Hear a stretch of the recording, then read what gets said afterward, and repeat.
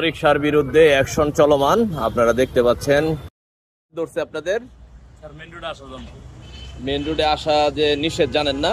জানি, এখন দেখি আরো 2-3 জন যাইতেছে রোডে, ওই অনুযায়ী গেছি যে এটাই কি ফার্স্ট এটাই আমার জীবনে ফার্স্ট গাড়ি টানতে। ডাম্পিং? তো আর আর এতগুলা গাড়ি এই যে এইভাবে যদি মেন রোডে উঠে, তাহলে তো আস্তে আস্তে যানজট আরো বৃদ্ধি পাবে না? হ্যাঁ, মেন রোডে অবশ্যই এগুলো গাড়ি চালানো নিষেধ, উঠলে তো যানজট অবশ্যই হবে, আমাদের মাইনা চলতে হইব। আমরা মানি না কেন আমাদের এই অবস্থা। হ্যাঁ, কোথায় নিয়ে যাচ্ছেন এদের? ডাম্পিং এ স্যার, বসিলা ডাম্পিং এ।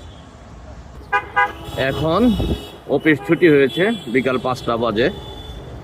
তো এই টাইমে এই অটো রিক্সাগুলো মিরপুর সড়কে উঠে যানজট আরো বৃদ্ধি করতেছিল, কারণ অফিস টাইমে এমনিই প্রচুর পরিমাণ গাড়ি বাড়ি ফেরার উদ্দেশ্যে চলতে থাকে, দেখতে পাচ্ছেন।